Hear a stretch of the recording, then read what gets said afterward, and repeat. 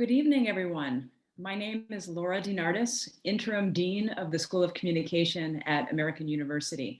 Thank you so much for joining us tonight for a live panel discussion with the producers of Plastic Wars, a Frontline and NPR investigation co-produced with the Investigative Reporting Workshop here at the School of Communication. As a School of Communication, we know that documentary filmmaking has the power to change the world by making people aware of things they don't know. And Plastic Wars, in my opinion, does this incredibly. It is a real eye-opener. I know it was for me. We are in a plastics crisis, a crisis of the ocean and of environmental pollution. And this film looks at this issue through the lens of this very important theme of the expanding plastic industry, the expanding industry of plastic using recycling to sell more plastic. And even though this came out earlier this year, I think it did in the beginning of the pandemic, this once a century event of the coronavirus really makes the topic even more relevant. If you think about the contactless food takeout and how that comes with an abundance of single-use plastic containers, grocery delivery comes with gigantic plastic bags. And of course, plastic is being used as safety barriers of all kinds at this time. It couldn't be any more relevant to our moment. I think you also know that American University has a strong commitment to sustainability and environmental issues. We are the very first campus in the nation to achieve carbon neutrality. And our Center for Environmental Filmmaking and, of course, the Investigative Reporting Workshop itself are both dedicated to creating very powerful stories that inform, engage, and activate audiences around environmental issues. We are also proud that the School of Communication has the only frontline production unit at a university. And a longtime writer-director for Frontline, Rick Young, I believe joined forces with our professor Chuck Lewis when he formed the Investigative Reporting Workshop as an independent nonprofit newsroom back in 2008. And they've since co-produced more than a dozen programs on a variety of topics, from public housing assistance to airline safety to immigration detention. So we're excited about this film. We're excited about the event tonight. And I'm also delighted to introduce our moderator. It's being moderated by Professor Maggie Burnette Stogner, Executive Director of our Center for Environmental Filmmaking at American University.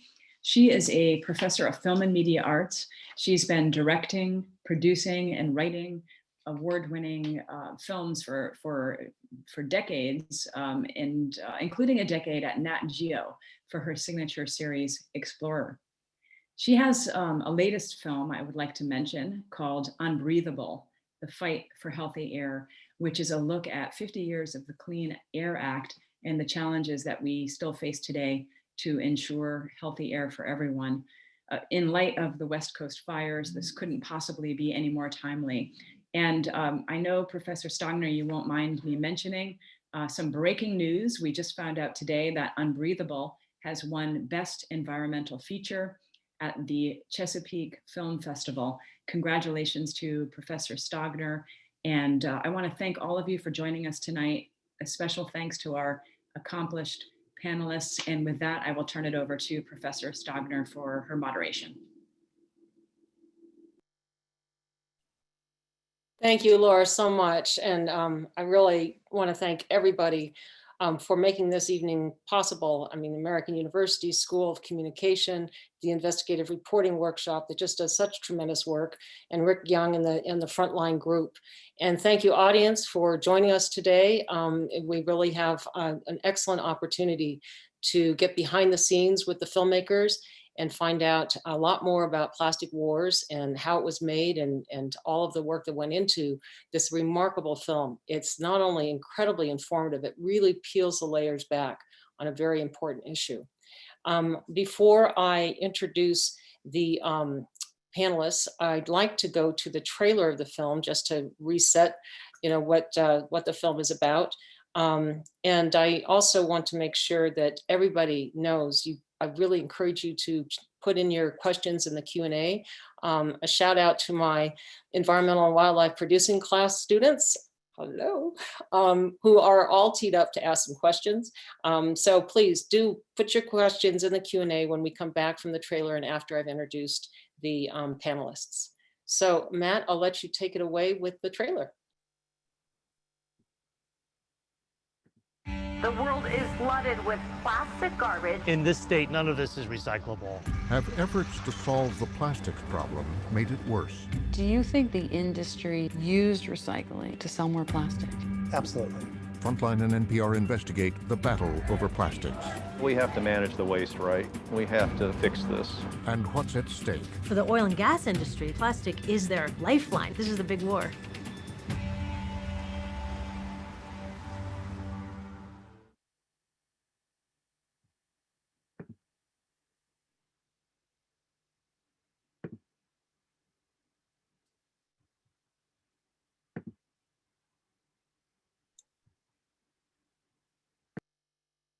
Sorry about that, I was muted. Welcome back, and please, I invite the panelists to turn on their videos so everybody can see you as I introduce you. And it's really my great pleasure to be here with such talent. Rick Young, the founder of the production unit here at American University with the Investigative Reporting Workshop, has written and directed more than 30 documentaries for PBS. His most recent productions, including Plastic Wars, is Trump's Trade War, which won an Overseas Press Club Award, and Blackout in Puerto Rico, which won a Gerald Loeb Award. And Young and the Investigative Reporting Workshop executive director and editor Chuck Lewis, created a partnership between PBS, Frontline, and the Investigative Reporting Workshop in 2009. So welcome, Rick. I'm really just delighted that this, we're in this virtual space now, but it has some advantages. It brings everybody together no matter where we are, right? Good to see you. Yeah, great to see you. I'd also like to introduce Emma Schwartz. She's an award-winning journalist who has been a co-producer and reporter with PBS Frontline since 2012. She previously worked as a reporter and producer at the Center for Public Integrity and as an investigative reporter at ABC News. She also teaches multimedia reporting at the University of Maryland, and she's a co-producer on Plastic Wars. And the other co-producer, Fritz Kramer, unfortunately could not join us tonight, but I just want to take a moment to introduce him as well and his important work on this film. He's a co-producer, reporter, and editor with PBS Frontline, working with Rick Young for more than 10 years. He previously worked with Hedrick Smith Productions on Frontline documentaries, including the Emmy award-winning Can You Afford to Retire and Poisoned Waters, which won a Grantham Prize for reporting on the environment. So again, welcome everybody. We are hoping to have one more person join us, and that is the on-camera reporter, Laura Sullivan, who is just coming off of another interview, nothing like rushing from the field to join a panel. So we hope to have her here shortly. I will introduce her at this point. She's an on-air correspondent for PBS Frontline and one of NPR's most decorated journalists with 3 Peabody Awards and 2 Alfred I. DuPont Columbia University silver batons. Sullivan is on NPR's investigative team, and before joining NPR, he covered the Justice Department and the FBI for the Baltimore Sun. This is a woman with a lot of courage. So let me dive in. Again, I'm going to remind everybody in the audience, please feel free to type your questions into the Q&A, and we will work those in as much as we can. I know a lot of you have some really interesting questions to ask. So I'm just going to start, Rick, with you. There's been a lot of talk about plastic pollution. There's a number of films about plastic pollution, but somehow you had a vision that I'd like to hear about. What was it that you thought made it so important to tell this particular story about plastic pollution? Why this film? Well, let me start with first, congrats, Maggie. I hadn't heard that, so well done. Congratulations.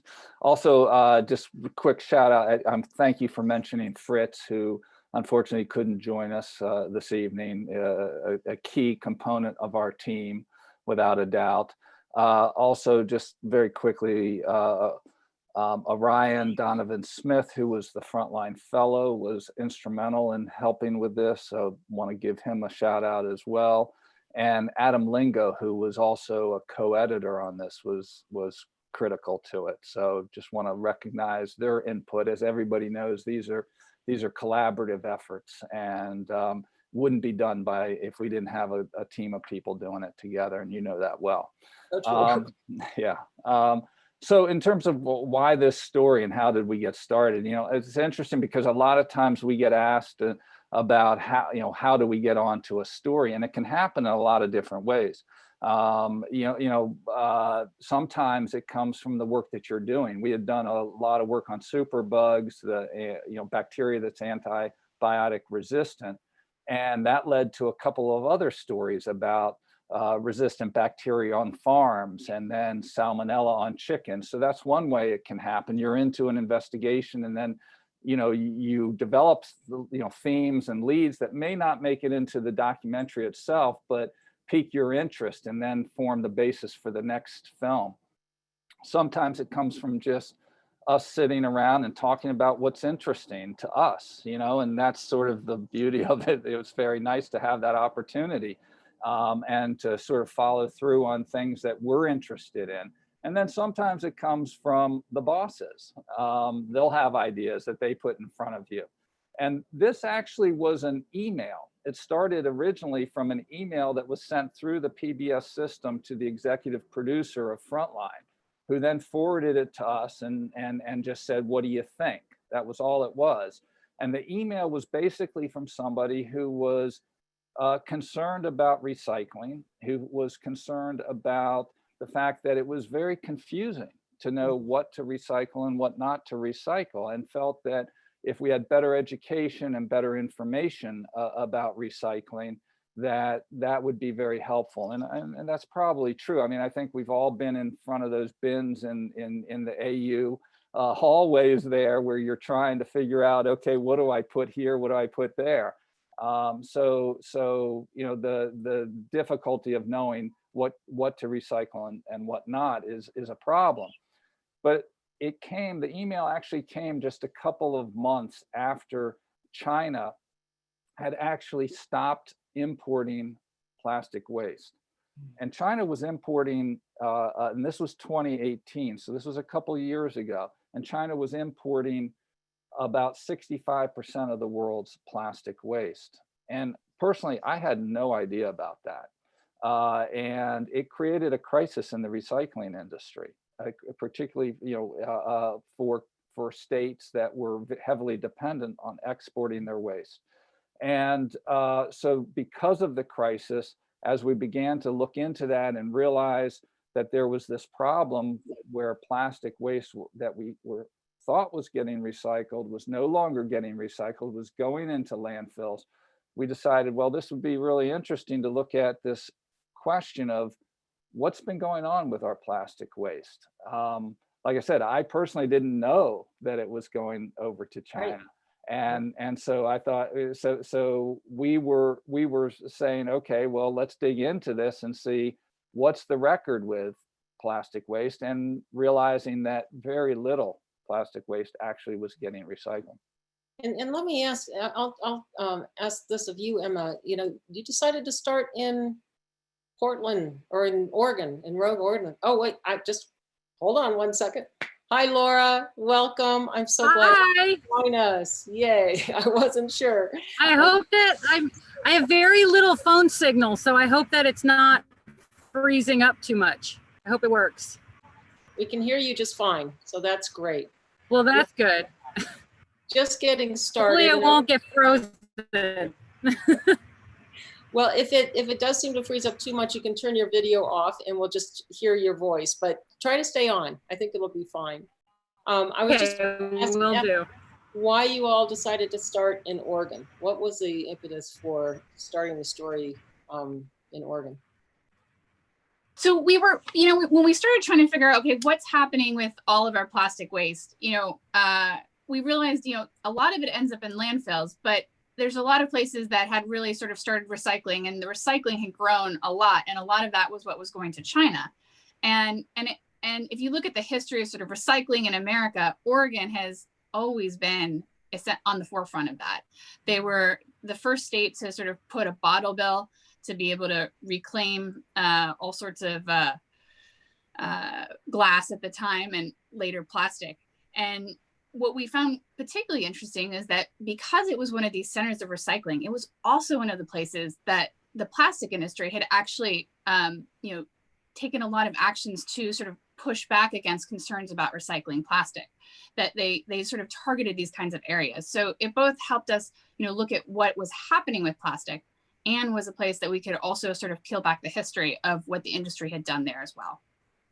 Yeah, I mean, I'll just fast forward, but that great scene later in the film about the reveal that there had actually been a sorter 25 years earlier, that blew me away. I mean, I lived in Oregon for a while. I know that commitment to recycling goes way back, but boy, did the industry take it in a different way. So yeah, they literally say recycling is religion in Oregon. So it's a good place to look. It's part of the DNA for sure. And so you began to peel this back, and I'm going to ask Laura while we have a signal with her. What was it as you started to peel back the industry involvement and the industry mindset about this? What was it that you were discovering, and what surprised you about that? About what we were learning about the industry? Yeah. Yeah. So I think what was so fascinating about all this was kind of, just sort of, Laura, your signal's breaking up a little bit too much. Understanding recycling in the first place, and trying to figure out why we all believed that recycling was working. Laura, can you hear me? Yeah, let's see if we can just hear your audio. Okay, I'm gonna let. This has been going on for decades and decades, and recycling plastic was having all this trouble, but we didn't know. Calling through my cell phone, and I'll see if I can make it work. Maybe you can translate, Maggie. No idea. That's a language I don't know. I'm learning. I think we're all learning how to translate virtual language, right? Okay, well, let me come back then to one of the aspects that I just respect so much about the Investigative Reporting Workshop is that you do dig deep for the truth. And we see a lot of programming that doesn't have that kind of commitment. And so I'm going to come back to you, Emma, as you were starting to, unpack this story and find the research, what was it that I could picture that, like, oh, there's a red flag. Oh, there's a red flag. But what's your process for really doing that deep dive into data and documents that may have been locked away for years? Yeah, no, it's a good question. And every story we look at, it's a little bit different. And you're always sort of learning new ways and sort of new sort of resources along the way. But sort of the first thing was to get a sense of, like, is there even a story here? And early on in talking to folks about sort of the recycling crisis, I came across this guy named Coy Smith, who ended up in the film. And he was an environmental recycler back in the 80s and early 90s, and started to see all of this plastic coming into his recycling center that had this symbol, the recycling symbol with the numbers in it. And everyone would come in and say, well, this is recyclable, it has a symbol on it, the triangle. And he knew at the time that you couldn't recycle all of these things.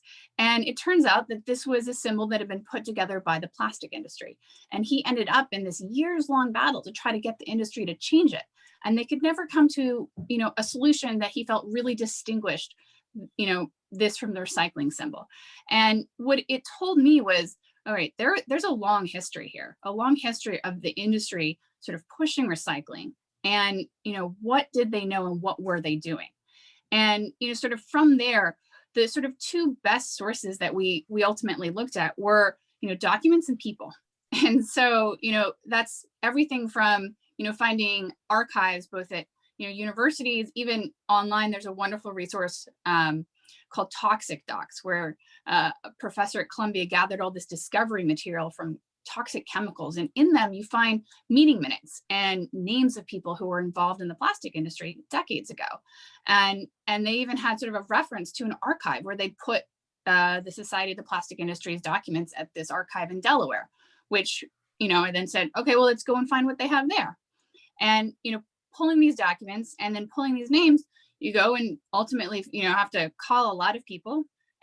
We're talking decades ago, so many of these people were no longer around. And, even some of them were a little sort of shy about expressing what they were saying. But we started to find people that said, I've seen this happen before. People inside the industry, over and over again.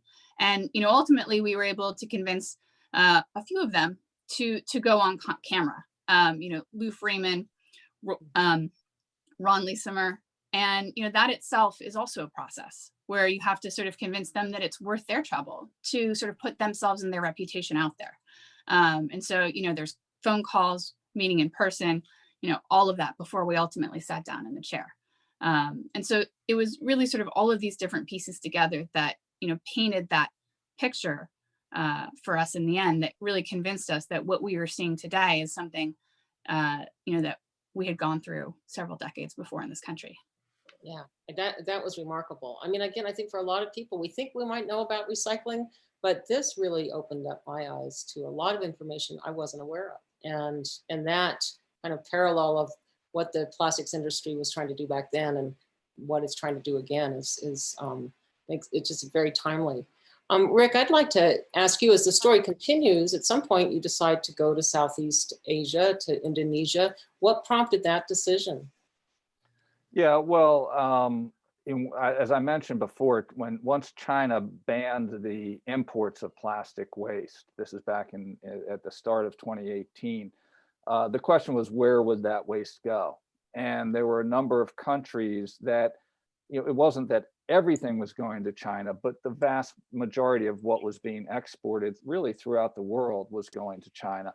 And so there was a scramble to find other markets. I mean, at the end of the day, and I think this is really an important piece of this story, and really of many stories, which is it's about business.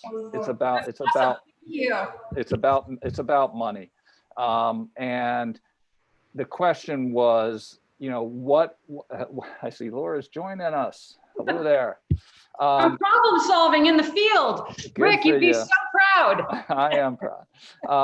But basically, it is a business. That's the point. It's not that plastic can't be recycled. All kinds of plastic can technically be recycled. The question is, can it be economically recycled? So we started looking for where else the plastic waste was going. We started talking to brokers. Emma can speak to this as well. We tried to understand where the flow, once China had shut down, a lot of the waste was getting landfilled here in the US, but other markets were opening up, and Indonesia was one of those markets. And one of the reasons Indonesia was interesting to us was that when you look at what they call leakage, that is plastic waste that's actually getting into the environment and particularly into the oceans, Indonesia ranked number 2. And this goes back to 2010 statistics and all, but it's a lot of the waste that goes there, it's not just a matter of, obviously they consume a lot of plastic and that's responsible for a lot of that leakage. But still, if they're having trouble handling plastic waste and we're sending more and more waste to a place like Indonesia, then we were kind of interested, okay, what's happening to it? And that led to the investigation. Yeah, that's great. And Laura, we have you back. So this is perfect because there's a lot of curiosity about how you found the characters that you spoke with, the people you spoke with in Indonesia. And then in that one case, when you were talking to somebody who wanted to keep their identity hidden, that looked pretty scary. I mean, what did it take to do that kind of interview and have that kind of investigation? Many hours at McDonald's, honestly. It just took a long time to just get him to want to tell the story on camera and want to, obviously he was very nervous, so we had him covered up and it was only his eyes, and he was wearing the hat because he didn't want to get in any trouble, and he was still working there. So it was just kind of getting him to feel comfortable, and that we wouldn't disclose who he was, and that we would protect his identity. And I think but I also think he was angry with what he was seeing. And he's Indonesian, and I think he wanted to talk about what was happening in his own community. And he saw the waste being dumped in his own communities, and he saw it happening all the time, he said. So it was happening on a weekly basis. So, and certainly several times a month. And I think that there was an element of that this isn't right, what's happening. So, and then, Yuyun is an activist who's been kind of on the cutting edge of this in Indonesia, and has been kind of banned by the government in a lot of ways for being there. And she comes in quietly, she said, so that she, because they don't want her talking out about this issue either. So, but they took us to where all the dump sites were, so you could see it firsthand. And it was like walking through an American grocery store. It was ridiculous. Well, I mean, it's like, I wanted to sort of like peel back some of the mystery on all of this, because, doing reporting as a team based in the United States and Indonesia, poses a lot of challenges. And, Yuyun had really been on the front of this, and, I'd been in touch with her for a number of months, but we really couldn't have moved the ball forward on that story, getting the workers and really sort of connecting and, trying to reach out to the company without having someone on the ground. And so that's really sort of where I think we need to give a real big shout out to Fira, who is our, partner reporter and fixer in Indonesia, that, we worked very closely with before we went, trying to sort of understand what was really happening. She went to, press conferences that Customs was having, because they were trying to crack down on this increase in waste that was coming to the country. And, having her, guidance and understanding of both the sort of politics and sort of culture made it possible for us to do that. And I think that, that's one thing that's really important to sort of acknowledge and understand, is that, when we as Americans are trying to understand these global issues, we have to work in concert with, our colleagues in other countries to be able to help our audience understand what's going on. And she was incredibly valuable in that for us. I have a question here from my student, Jay, asking, how do you build trust with a news source, especially when their employer may be involved in the de facto business of pollution? So it sounds like that is a strategic approach that you use to collaborate with somebody on the ground there who really knew the players. Anything else you want to add to that in terms of building trust with your characters?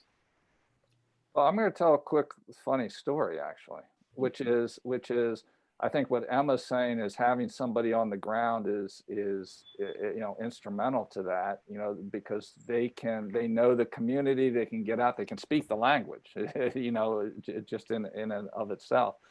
And we were very eager to get somebody to go on camera, and Laura alluded to the fact about McDonald's. We had, we had actually been filming in a place with this woman, this activist Yuyun, and then we were getting some additional shots as the sun was setting that we used in the film over this plastic waste dump site. And on the one hand is, you're trying very much to get the best pictures possible to tell your story. And meanwhile, Laura was sitting in a McDonald's with this source and having to talk to the source, and the source was getting nervous and trying to keep him sort of, calm about this, because we wanted to go after that to interview him. And so it is actually, that balance. My only point being, and we Laura will remember, we got in a big fight about this because she was like, let's go do the interview. And I'm like, we got to get these shots. We got to get the shots, So there's this constant tension over the filmmaking and also the content of the interviews. And I don't think we've ever been, well, maybe we've been in more raucous fights, but that was certainly one of them. That was one of our most raucous, for sure. Definitely in the field disputes. And also I think when you put in like time change and just the exhaustion and grind of the road and everything else, I mean, you're just you're just afraid, you're just at wit's end. I'm sure they remember us at that McDonald's though. I can promise you that. You were banned, I can tell. Laura, while we still have a great signal with you, another question that came up is the amount of information you are actually able to get out of some of the plastic industry people, because there typically probably wouldn't be a lot of trust there between an investigative reporter and an industry executive. So how did that work? How were you able to get so much information out of them? I think it's the same way that it always is. It's like there's never like a big secret to it, but I think with all sources, like most sources in the first place are coming because there's some part of them that wants to tell this story. And I think you just have to tap into that a little bit with authenticity. I mean, I just think you have to come at people with who you really are and what your story is really about. And it doesn't matter, if you're charming or not. It doesn't matter if you're introverted or not. It just matters that you care about your story and you let the sources see that and see that you're a real person. This is the story you're doing and you're doing it because you care about it. And honestly, that's 90% of the way there, because then if they have something in them that wants to tell this story, you kind of just meet in the middle because they start to trust you because you are being honest. You're not faking it. You don't have to fake it. You are coming from this place of like, I think this is a newsworthy story. I think people want to know this. And there's some part of them that also wants to tell it.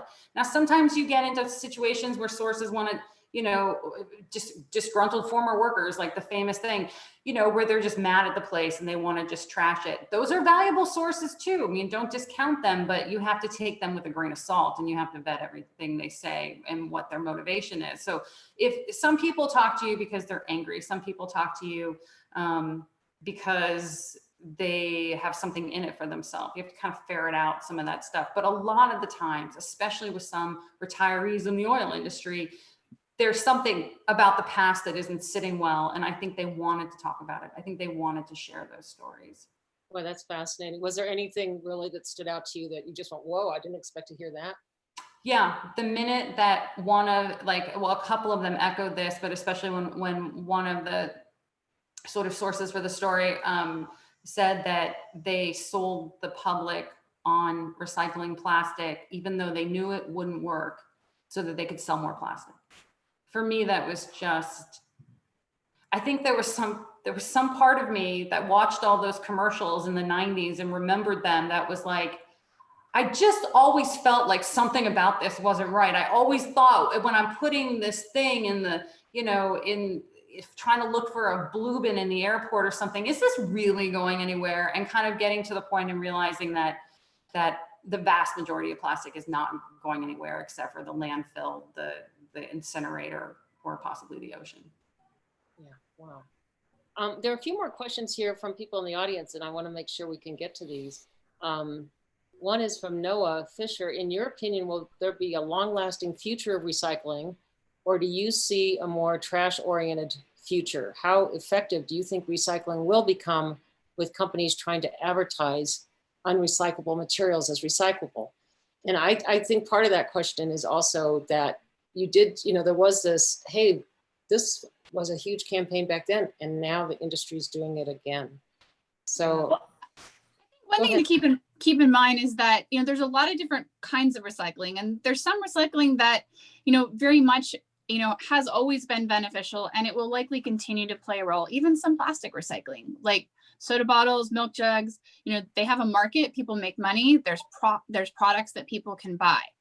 But I think we'd all be a little foolish if we thought recycling was going to be the answer to all of these things. And that for, thinking about all of the waste and how do we manage that, especially when you're thinking about the climate impact, there's a lot of different things that people are starting to think about, whether it's finding ways to reuse more or using less, or, thinking about what they're choosing to use that and whether it can be recycled. So I'm sure there will be a future for some recycling. The question is really how to think not just about recycling, but how do we sort of think outside that box? Yeah, no, that's really interesting. And, you know, I want to just follow up with that with a question for Rick, because, you know, what is this drive? Rick, you mentioned earlier that it's not to recycle or not to recycle, it's whether you can actually make money off of. Is it economical, or can you monetize it or make money off of it? Why is the plastic industry so desperate right now to bring back this big campaign, ad campaign to convince people that recycling is a good thing and that we should continue to use a lot of plastic product and keep recycling? What's underneath that motivation? Well, you just have to look at the makers of plastic. I mean, they're not entirely, there's some chemical companies for sure, big ones, but a lot of them are oil and gas companies. And there's a tremendous amount of pressure on them right now with global warming. They are looking down the road. They can see quite clearly that their market for selling oil and gas is limited. And plastics is actually one of the highest growth markets in terms of profitability, highest growth for profitability that they have. And so, you know, that's a potentially, and is in fact, a huge market. They're talking about tripling the amount of plastic production by 2050. And I think another surprise in our investigation, again, I didn't know this, but of the amount of production and that's being built even along the Gulf Coast here in Texas and other parts of the Gulf Coast of new plastic production. So, and when you look at, this is where COVID comes in as well, because oil prices are down. That makes virgin plastic cheaper, which makes selling recycled plastic more difficult. And that's why I say it's a business. It's like, it depends, the economics are going to drive a lot of this. And that's when we went back and dug into the documents and found that, you know, as far back as the 1970s, industry people were saying the exact same thing, that it's the economics, and it's not economical to do the recycling. And in some cases, there are, as Emma was noting, there are certain plastics. So don't stop recycling your bottles and jugs, because there are markets for that. Be careful about the others, is what I would say. And more important, maybe we shouldn't be talking about recycling so much. And we should be talking more about just reducing the amount of plastic that we use. There's several questions here of exactly that. You know, well, what should we be doing, and should we even bother recycling is one of them. You know, and it is so complicated. I mean, it's like going into one of those fun houses with all the weird mirrors. You really don't know what you're looking at, right? So what are the recommendations for what people should be doing? Well, one of the things that came up, Greenpeace recently did a survey of all the 367 US recyclers, and none of them right now have any buyers for 3 through 7. So if you flip that container over and you look at the stamp that the oil industry put on the bottom of all of that plastic, probably to make it look like it was recyclable, if it has a 3 through 7, it might as well just have a giant X through it. There's no market in the United States for that. And you know, the recyclers will say that they don't really want you to even send in 1s or 2s, because nobody knows what is PET, what's not. They can't even really tell. So much of it looks exactly the same even to them. One guy held up 2 red Solo cups and he's like, do you know that one of these is technically recyclable and the other one is number 4 and we can't do anything with it and they look identical? So there's nothing you can do to help them out that way. But, you know, yeah, I mean, it's like, yes, you can definitely send in your soda bottles. There are markets for that, and you can send in your white milk jugs. But at the end of the day, recycling is up against almost insurmountable market problems. I mean, the cost of virgin oil is lower. So it's counting on the public. It's cheaper and easier to just make stuff out of new oil. So it's counting on the consumer to want a recycled good. So to want recycled content in its soda bottle, to want a recycled Patagonia jacket. But what happens in 5 years? What happens in 20 years when nobody's talking about this anymore, when people don't care anymore? How do you get people to want that, to pay more for something for their entire lives? Not just now, not because they care about it this year, but to care forever, to pay more for something. There's also vastly, exponentially more plastic than there has ever been before, and it's harder to sort. There's more complex plastics. Things are made of 7 different layers.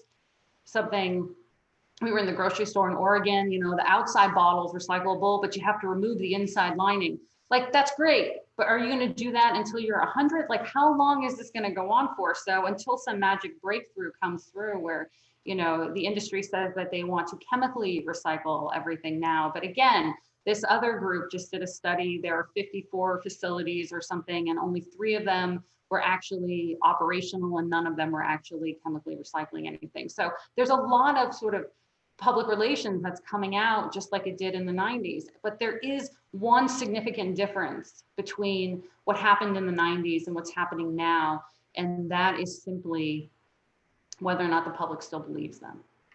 Because in the 90s, I think everybody believed it. You can recycle plastic and the vast majority of this stuff is going to get recycled, when the vast majority of it never got recycled. Right. And I think now, even just the awareness that the vast majority of it is not, you know, even the magic soda bottle, we're 30% after 30 years. That number's going down. It's not going up according to the most recent data. I don't think 30% is anything to write home about. I think that's an embarrassment after 30 years of recycling something. So, so I don't, it's hard. I kind of am where I think I'm where Rick is at. Like, maybe we just need to stop talking about recycling, because so much of it is tied up in a public relations campaign to sell more plastic. Well, I'll just share one quick story from when we were in the field that is sort of the takeaway that I sort of have on this. And it was actually when we were sitting down to interview David Alloway, the policy analyst in Oregon, who's trying to rethink how do we manage all of our materials, the guy in the supermarket in the film. And Laura, I don't know if you remember, he had that Nalgene bottle under his seat, right? Because it was like, we couldn't give anyone a plastic bottle of water that you could recycle or throw away. A lot of these folks were like, I'm not touching that. And you were like, but it's plastic. And he said, yeah, the point is it's reusable. And if you use something that's reusable, you're 95% there. And to me, I think if you're going to ask yourself one thing, what do I think? It's, is this something I'm going to use again? And, if you can think just about that one idea, you can have a lot of impact. Mm-hmm. It feels like we were just, as a society, just kind of getting to that point of, yes, we should reuse, or more and more products, reusable products, taking our grocery bags, our reusable grocery bags to the store. And then the pandemic hit, and now there's so much single-use plastic again. And it's like, I mean, as you were saying, Laura, it's a conditioning one way or the other, right? And so how do we continue to condition society in a positive way of reuse or maybe less use, right? I have one student, and I just really want to ask this question, because I think as filmmakers, we run into this all the time. He said, this is just so depressing. I mean, don't you just want to give up? I mean, what keeps you going when you get into a film like this? How do you keep? I go into the grocery store and feel nothing but absolute defeat. I don't know, like, I look at my grocery cart and it is completely full of, like, especially now when you can't even bring your own container if you wanted to, like you can't, even everything is packaged in plastic. I don't know. I get to the line and we did a whole film on this, and I'm at the thing and I've got all this plastic. I don't have a happy ending. I'm gonna give a little more positive spin on that, Laura. I'll tell you, I mean, just from a personal experience, what I thought was interesting is, and my kids will attest, I'm an aspirational recycler. I had been an aspirational recycler. I was obnoxious about it in the house, empty those, wash them out, those tubs, everything that can possibly be recycled, it should go out. And, actually I have that, I don't know if you can see it, but the whole DC list of what can be recycled. Right? I had that in their face all the time. And it got to the point where our blue recycling bin was more full than our green garbage bin, right? And I did, worked on this project and came to realize what was going on, and have been much more selective about what plastic recycling is going in. And I'll tell you the difference is because it forces me now to put things, I'm putting a lot more in the garbage that I think should go in the garbage rather than ultimately to some incinerator. And every time I do that, I think about, why am I buying this? It's actually it's had an impact. This is the part of the story, which is, they put it's on us, it's on the consumer to figure out what's going to be recycled and how to do it. Not just about your choice at the bin, but we pay for it in taxes about picking it up. And here I am now, at least, looking at putting things in the garbage that probably should go in the garbage. And it's making me think a lot more about, did I really need that? And reduction is absolutely the answer out of this. And if it were now, at least for me, I'm now thinking a lot more about it, when I used to think, oh, I'll just go buy this and recycle it. So. Yeah. I remember that when I first moved to Oregon, I went to the Oregon Science Museum, and they had a big, and this was years ago, and they had a big reduction, reuse, recycling exhibition, and back in the days, and yet somehow we forgot those first two, and it really got focused on recycling. There's a question here. If you had any one piece of advice to give about what to do about plastic, what would it be? Single thing to help the public be less confused, because it really is so confusing. And how about truth and labeling requirements? I would just say reduce. Like, so shift the conversation and know that when you buy something plastic, it is vastly most likely not getting recycled. So just know that when you buy it. Know that what you are buying is inherently trash, that it does not have value. It is not valuable. It is not what you have been told for almost all of your life, for however long it's been. It does not have value. It is trash. And when you're buying it, know that and think about that when you're buying it. There's a follow-up, maybe a follow-up film here about, it says, please make a follow-up film on how many communities and individuals are actually living lives without plastic. Zero waste is possible. We need this documentary to be made. Well, I think one thing just to keep in mind is, just as a devil's advocate, like, there is a reason plastic has proliferated. And if anything, COVID is one of those reminders that in medicine, plastic is essential. It's essential for so much of, our health and our wellness. And it's also actually a key component in reducing increasing the mileage for cars, because you make them lighter weight. And so I think we have to come to grips with the fact that, plastic isn't going to go away, and we are going to continue to use it. It's about figuring out where it's best used and where we can reuse it most, and where we maybe don't need to be using it to the degree that we can. And one of the things that, is happening right now is because the, oil and gas industry is struggling, they are pushing so much more into packaging. And I think that is an area where there are a lot more questions. But, I think where the industry kind of gets its back up is that when, people say all of plastic is inherently bad, it's more complicated than that. And I think, we have to sort of take that sort of, complication and that grayness head on to really sort of find a way to come to better solutions.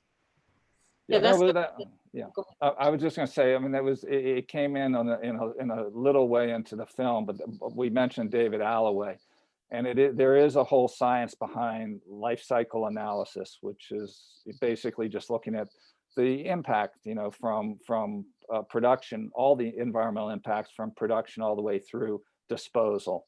And there are times where plastic is better. I think the focus here really should be single use, and I think this is what we're talking about here, which is single use plastic, and how to deal with the amount of single use plastic. But there may be times where plastic actually is better environmentally than using, a heavier weight. And we're seeing that material, and we're seeing that with all the Amazon trucks delivering all these cardboard, you open up a box and it's a huge box and there's all this, inside Boxes of it, and boxes. boxes and boxes inside boxes. And you got to wonder, say, whoa, what is all the impact of all of that? Not just the cardboard, but the transportation, the weight, all of that stuff. So anyway, it is complicated, but I don't think it changes the message, which is all about all materials, which is use less. And I don't know why, when I think about Amazon too, just to piggyback off that, I don't know why don't we have a reusable container for Amazon? Just like, why can't we all have a reusable Amazon containers that we send stuff around in? But just like to think outside of that, but I think just being aware of the value of plastic is not what you may have thought it was. And that even if you recycle that soda bottle, it can really only be recycled once or twice before it has to be turned into a carpet, which is then on its way to the landfill anyway. It's just a stop on the way before it's going to the landfill. So just know that in your head as you're choosing products and knowing and picking things up, that whether it's metal, whether it's plastic, whether it's cardboard, that all of this has an effect on the environment and it all has an end place as well. And I think the number one message is that if there was an idea that was certainly put upon the public that plastic was valuable and useful and had all these benefits, but that it also somehow got sort of a free pass because it was so recyclable, that's not the reality of what's going on out there. Well, I actually have to go because the light's going down and we have to go back to shot. So I'm gonna run, but it was so nice. Thank you so much for joining us, Laura, and good luck with your film. This is great, and I totally respect sunset shots come first. Light is everything. That's not what you thought in Indonesia. Exactly. We'll drag this lady out of her apartment. All right, bye guys. Okay, good to see you. Just to sort of piggyback, we have all these questions about, well, what can I do? What's the right choice? And I think this it's a fair question, but I actually think it's a challenge because the way our system has been set up, we put so much onus on the consumer. And one thing that I hope that people can take away from what we were digging into about the industry is that the plastic industries, these makers of these products, have escaped a lot of responsibility. They've fended off regulation and rules for themselves to have to pay into this system. And that is actually part of sort of the conversation that we should probably consider talking about more, because if you look at places that have managed waste better and that have had more success in recycling or reuse, it's places where industry is playing more of a role. In Europe, in Canada, in other provinces, and even in the U.S., where we've been most successful in recycling is where we've had a bottle bill. That's a regulation. It's the state. And so I think that, we want to not just talk about the role of the consumer, but really think about what should the role of the industry be and, how much responsibility do they have? And how much they pay. Absolutely. I'm sorry? And how much they pay. That's the responsibility. Who pays for this? And I'll just put this into the mix, because are there certain actions that consumers can take to force the industry to focus more, not just the plastics industries, but industries in general, like the packaging issue. I sent my niece chocolate and oh my gosh, it was box, it was the refrigerator thing, it was another box, it was for these little birthday chocolates, and I had no idea. And I got a scolding. And rightfully so, because that was just, we're a culture of convenience to a large degree. And so we order stuff, we get this, we don't, but if we think about what the corporation on the corporate level could be done to help with a recycling kind of mindset, or not recycling, but a reuse mindset to really think about, yes, the Amazon box that could be reused, or packaging in more innovative ways that doesn't use plastic, or that can be reused. I'm always thinking, where can I take that, all those peanuts, and take them someplace to be reused? And, where's that kind of infrastructure to help with reuse? Yeah, I'm just going to say, I think a lot of it comes down to information. we don't, as consumers, we don't have enough information on the environmental impacts of materials, whether or not it's plastic wrapped or not. This is a key point. I mean, when you go into a grocery store and you see a list of ingredients and how much cholesterol it has, or salt it has, or sugar, you look at that and you say, okay, you make an informed choice. Oh, I'm not going to use this. It has too much, whatever. We don't know. That information is known to the producers. They know what their product from start to finish, and if you include the cost of disposal, if they have to bear that cost, it's an economics question, and then it's an information issue. Can the consumer know what the full environmental impact of that product is? Because if the consumers have that information on that product, then they'll make choices, and that will force the product makers to actually take an active role in reducing those environmental impacts. So what do we do as consumers to make that happen? I mean, what's the action we can take? Well, I think it's the pocketbook. I think to some extent, I mean, obviously it's pushing policymakers to try and change the way, force some kind of, get some information. It's also forcing the way they call extended producer responsibility, which are laws Emma alluded to. In Europe, they have them more, even in Canada, that forces producers to actually pay for some of these disposal or recycling or other options. And I think it's a matter of just being insisting on being an informed consumer. Well, this film certainly informs. I mean, I really learned so much from watching it, and I hope everybody gets an opportunity to watch it. It's just so enlightening, and it really does make you think very, very hard about the whole narrative around recycling, and why aren't we talking more about reuse or less use, preferably even. And I can't believe we're almost over, our hour's almost up. Any last comments, Emma? Any last thoughts? I think we covered a lot, but I just really come back to realizing how long the industry has tried to keep itself from having responsibility. If there's sort of one sort of lesson from that, it's, are we going to still have that conversation in 20 years from now about, is the industry ever going to take responsibility? And will this cycle repeat itself again? And I think that's sort of a question that's in our hands. Yeah. Rick, any last thought?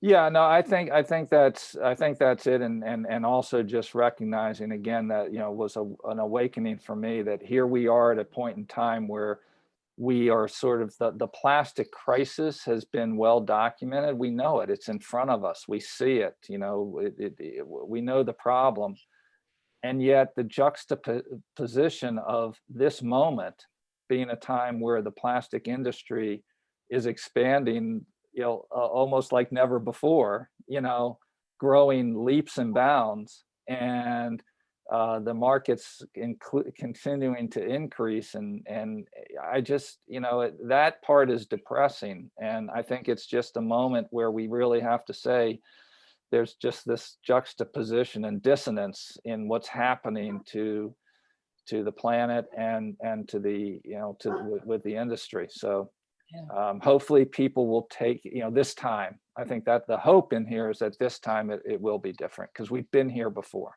We have, and we are smarter now. I'm gonna embrace a little bit of hope here, in hoping that people are going to see this film, get informed, be smarter about the decisions they make, because we're at an urgent point now. I mean, far more than we were 20 years ago. So right. I just want to say thank you so much. It's always a pleasure speaking with you. The Investigative Reporting Workshop, awesome.